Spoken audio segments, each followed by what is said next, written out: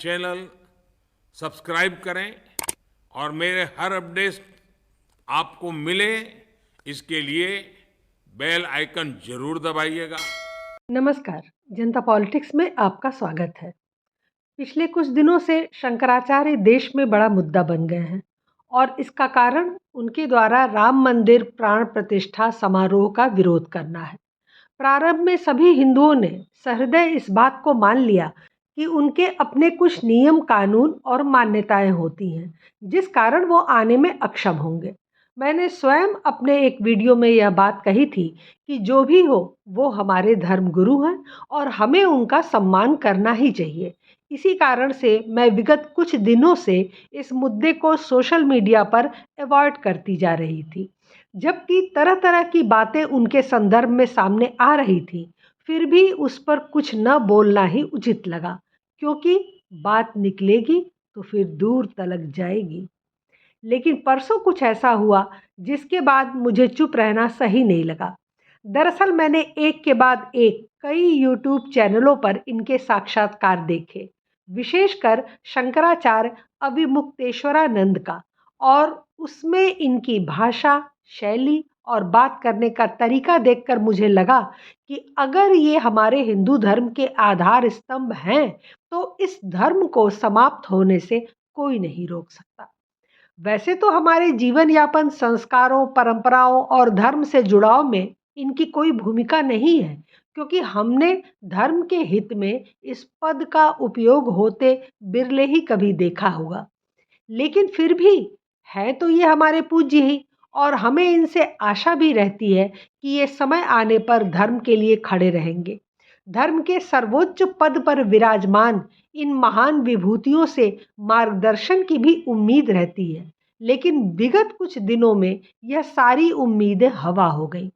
उचित होगा कि पहले आप शंकराचार्य अविमुक्तेश्वरानंद के साक्षात्कार का कुछ अंश सुनिए। जैसा कि पुरी के शंकराचार्य जी महाराज ने कहा है कि अगर विधि विहीन वहां पर प्रतिष्ठा होगी तो हम लोग समझेंगे कि यहाँ देवता बैठे हैं और वहां असुर आकर के बैठ जाएंगे। ये स्पष्ट रूप से शास्त्रों में कहा गया है कि विधिहीन प्रतिष्ठा जहां पर होती है वहां मूर्ति में देवता ना आकर के असुर तत्व आकर के बैठ जाते हैं और उन वहां पर की गई पूजा से वही पुष्ट होते हैं।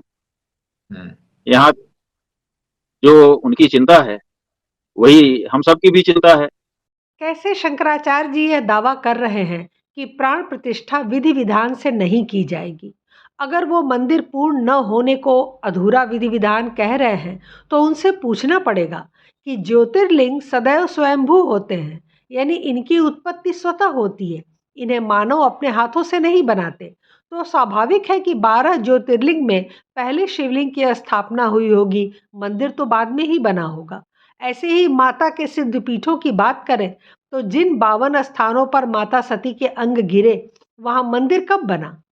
दक्षिण भारत के कई उदाहरण मौजूद हैं जहां आधे निर्मित मंदिर में मूर्ति स्थापना की गई है और बाद में मंदिर को पूर्ण किया गया है। तो यह इतना बड़ा कारण तो नहीं हो सकता। दूसरे, ऐसे प्राण प्रतिष्ठा करने से वहां आसुरी शक्तियां निवास करती हैं या विनाश होता है, तो इसके लिए शंकराचार्य जी को कोई साक्ष्य या वेद पुराणों में उद्धृत नियमों को बताना चाहिए था। हम सब तो अज्ञानी हैं, लेकिन उनको बताना चाहिए कि मुहूर्त क्यों अशुभ आपदाकारी है, ताकि उसका अन्य ज्योतिष भी विश्लेषण कर सकें और अपना मत बताएं। उनको चाहिए अपने शास्त्र सम्मत ज्ञान से सबको चुप करा दें, लेकिन वो ऐसा कोई साक्ष्य नहीं बता रहे। बस अशुभ मुहूर्त है, आसुरी शक्तियां बढ़ेंगी, ये कह देने से बात नहीं बनने वाली।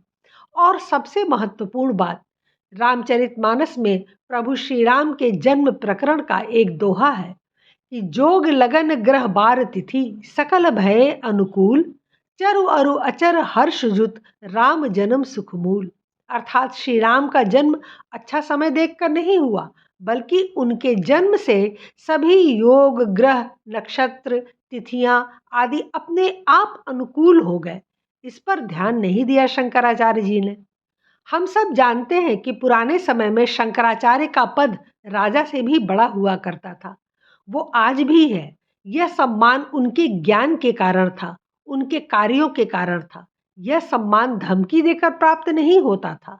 हम जानते हैं कि शंकराचार्य जी ने सब शास्त्र पढ़े हैं, लेकिन आज तक हिंदुओं को चुनौती देकर करोड़ों की तादाद में ईसाई और मुसलमान बनाने वाले जिहादियों और मिशनरियों से शास्त्रार्थ क्यों नहीं किया गया? इनके अधिकार क्षेत्र में ही सबसे ज़्यादा ईसाईकरण क्यों हुआ? और इन सब बातों को छोड़ दीजिए। बड़ी बात यह है कि आज शंकराचार्य को यूट्यूबर्स को साक्षात्कार देना पड़ रहा है। ऐसी नौबत क्यों आ गई? शंकराचार्य जी ऐसे यूट्यूबर पत्रकारों को इंटरव्यू दे रहे हैं जो हिंदू धर्म से दिल से नफरत करते हैं, जो देश विरोध में गले तक डूबे हुए हैं। सुनिए अजीत अंजुम को दिया गया साक्षात्कार। गृह मंत्री जी हैं हमारे अमित शाह जी, उन्होंने झारखंड में जाकर के वक्तव्य दिया था। उनका वक्तव्य आप खोज करके निकाल सकते हैं कि हमारा जो गुम्बद होगा, जो शिखर होगा मंदिर का, वो आकाश छुएगा। तो आकाश छूने वाला शिखर तो नहीं बन पाया। क्यों नहीं बन पाया?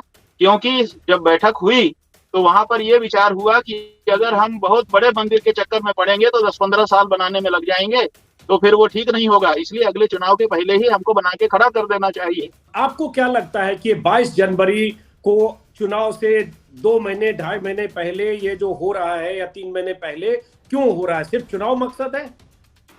अब इसमें कोई छुपी बात है? आप लोग सब समझ करके भी अनजान बच करके पूछते हैं। ये एकदम साफ है कि ये चुनाव के कारण जल्दी प्रतिष्ठा की जा रही है बिना मंदिर बने। आपको क्या लगा इनकी भाषा सुनकर? आपको नहीं लगता कि मोदी की नफरत में वे पद की गरिमा भूल गए हैं? उन्होंने ऐसे पवित्र पद को मजाक बनाकर रख दिया है। ये किसी शंकराचार्य का इंटरव्यू है या विपक्षी दलों का? आपके लिए अंतर करना मुश्किल हो जाएगा। शंकराचार्य का कार्य हिंदू और सनातन धर्म की प्रतिष्ठा बढ़ाने वाला कार्य है। तो जब धर्म की प्रतिष्ठा बढ़ रही हो तो उसमें विघ्न डालने का क्या मतलब? शंकराचार्य की पदवी मठ को आदि शंकराचार्य ने भारतवर्ष के हिंदुओं को एकजुट करने के लिए बनाया था, बांटने के लिए नहीं। शंकराचार्य होकर ये यूट्यूबीय पत्रकारों को साक्षात्कार दे रहे हैं। इसी से इनकी सोच का पता चलता है। अपने आप अपना तमाशा बना रहे हैं। लोग इनके आगे पीछे के सारे कारनामे सोशल मीडिया पर शेयर कर रहे हैं। जो नहीं जानता वह भी इनके चेहरे को पहचानने लगे हैं। जबकि अभी स्वामी अविमुक्तेश्वरानंद का शंकराचार्य पद मान्य भी नहीं हुआ है। उस पर विवाद चल रहा है कि गलत ढंग से इनको पदासीन किया गया है। कोर्ट में केस चल रहा है और उच्चतम न्यायालय ने ज्योतिष पीठ के शंकराचार्य के रूप में स्वामी अविमुक्तेश्वरानंद सरस्वती के पट्टाभिषेक पर रोक लगा दी थी। वो अभी भी जारी है।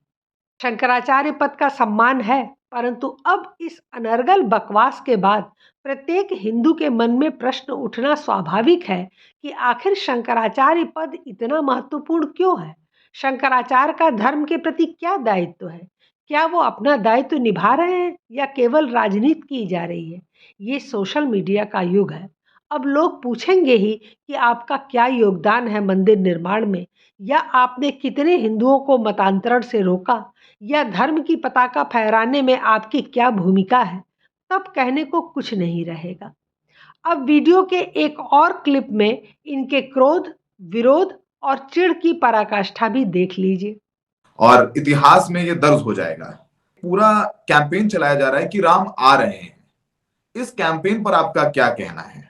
हाँ। आप कह रहे हैं कि इतिहास में दर्ज होगा, तो आपको पता होना चाहिए कि इतिहास में जो वस्तु होती है, जैसे कैमरा लेके जब आप क्लिक करते हो ना, तो जो सामने होता है वही दर्ज हो जाता है। इतिहास में ये भी दर्ज होगा कि बहुत बड़ा आयोजन हुआ। इतिहास में ये भी दर्ज होगा कि पौष मास में बिना मुहूर्त के हुआ। इतिहास में ये भी दर्ज होगा कि अधूरे मंदिर में जिसमें प्रतिष्ठा नहीं की जानी चाहिए उसमें प्रतिष्ठा हुई। इतिहास में ये भी दर्ज होगा कि देश के चारों शंकराचार्य उसमें नहीं पधारे।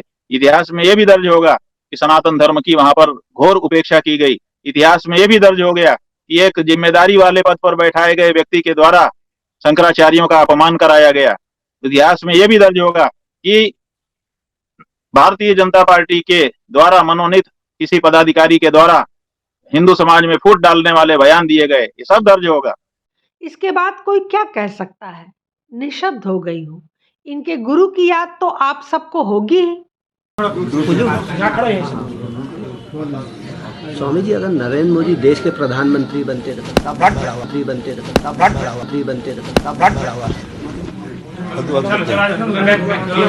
राजनीति की बात नहीं करना हूँ।